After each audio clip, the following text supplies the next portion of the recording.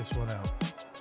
The Book of Mormon is a series of lies inspired by a demon, nowhere near Christian orthodoxy. The history of the words heresy and orthodoxy is so fascinating to me. Heresy and orthodoxy are basically just describing what the bounds of your own faith tradition are. Heresy is anything outside of your own faith tradition. Orthodoxy is anything that fits within inside those boundaries. For centuries, the early church would persecute heretics. Anyone who believed these heresies, they were kind of seen as like a virus. You could potentially send someone to hell if you don't believe in orthodoxy. So these people were like justifiably persecuted or even tortured or put to death. So John Locke, he wrote this extremely famous pieces of Christian literature, most influential ever. This letter called The Letter Concerning Toleration. In it, he has this line where he says, everything is orthodoxy unto itself. What I don't think these people realize is when they say that it's heresy or it's not orthodoxy, they're just saying, oh, that's not what I believe. Duh. Of course, we're different. We have different beliefs. But that doesn't mean that it's wrong. Today, it's kind of just heresy has become a catch-all term for just anything wrong. That's not what it means. All they're saying is you're outside of the bounds of what my tradition teaches. Everything is orthodoxy unto itself. So what he's saying is you guys aren't like me.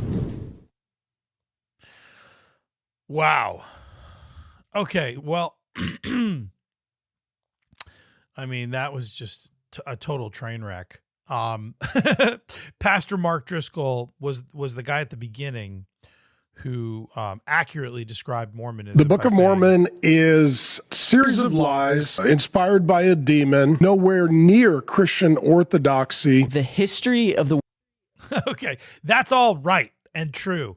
In fact, if you want a class on how fake and gay Mormonism is, you can go to theosu.com or theosu.ca, and we have a class that just came out on Mormonism taught by a guy named Josh Bidell, one of our faculty, and it's amazing. And it literally takes Mormonism apart and shreds it, and it's amazing. So take that if you want more. But basically, this guy, he goes into the nature of heresy. Right. And look what this is what he says. Heresy and orthodoxy is so fascinating to me. Heresy and orthodoxy are basically just describing what the bounds of your own faith tradition are. Heresy is anything outside of your own faith tradition. Orthodoxy is anything that fits within inside those boundaries.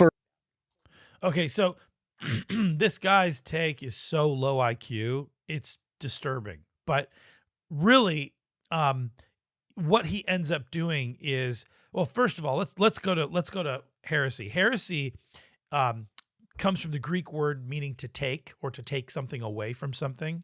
And so it's kind of like if I was to walk up to your car and take a wheel away from your car, that would be heresy because your car needs the wheel, right?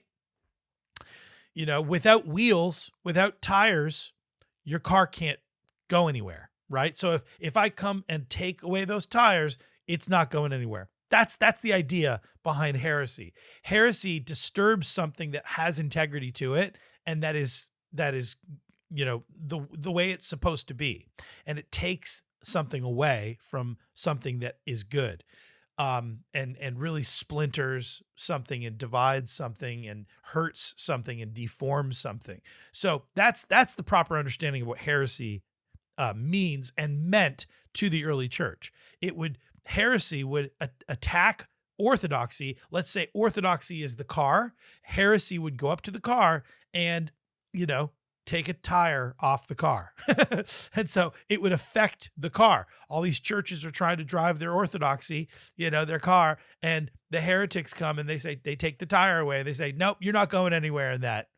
I'm going to put this tire on my car that I've built and I'm going to drive it. I'm going to drive it to where I want to go. But really, orthodoxy comes from the Greek word meaning ortho, meaning right, and doxia or doxa, meaning thought. So right thinking. That is what orthodoxy means, to think the right way. So that's what those words meant to the early church. and meant to early Christians, oh, this is how we are supposed to think about Jesus. This is how we're supposed to think about the Bible. This is how we're supposed to think about God. This is how we're supposed to think about the sacraments. This is how we're supposed to think about the church and about all these various topics.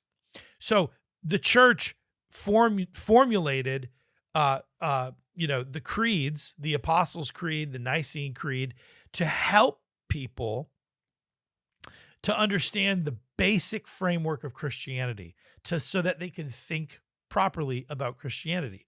And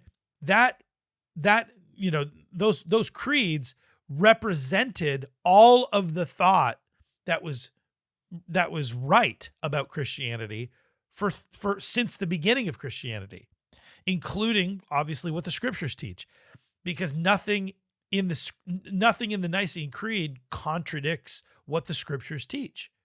But the writings of the Book of Mormon do contradict what the scriptures teach, and they also contradict the way that the scriptures have always been taught.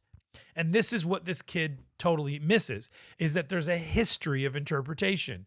There is a long, long history of that you could trace back to the Apostles' Creed, but to the early church fathers in the 1st and 2nd and 3rd centuries, that basically tell you what the church believed. And so, so to be a Mormon, you have to completely dismiss church history. You have to act as though church history never happened.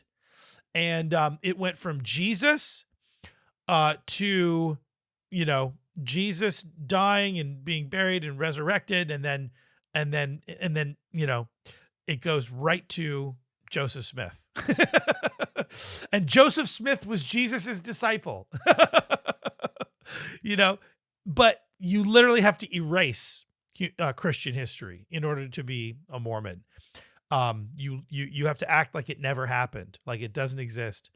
And because Christian history is a total contradiction to, and the beliefs of Christian history that are consistent throughout Christian history are a total contradiction to Mormonism.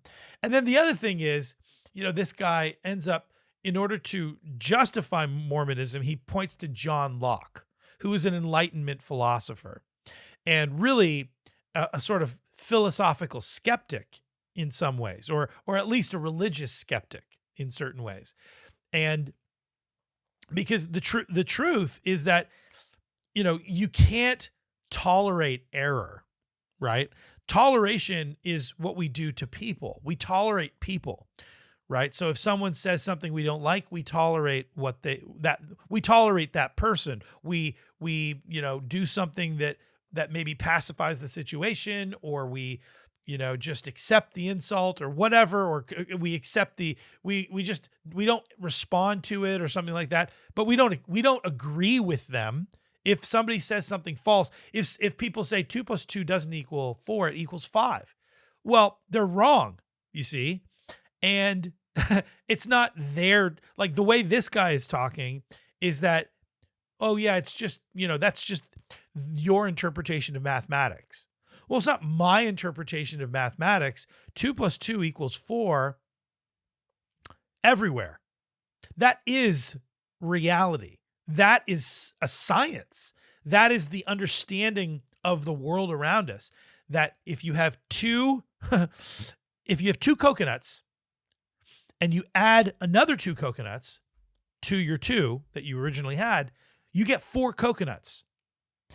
Someone, as barbaric as somebody in the Cannibal Islands would have understood that, right? Like really basic stuff. It's not their truth versus my truth. If truth exists, then it's not just, oh yeah, well, heresy is whatever you want it to be. Like this guy, in order to justify Mormonism, this guy has to justify skepticism, really philosophical or religious skepticism, which basically tells us not to believe in any religions at all. And that's what that's his conclusion to solve the puzzle, that your Christianity, that's just your truth. And, Mormonism is my truth, which is just another way of saying there is no truth. So again, it's just these people have to tie themselves in knots. But that's what you just saw.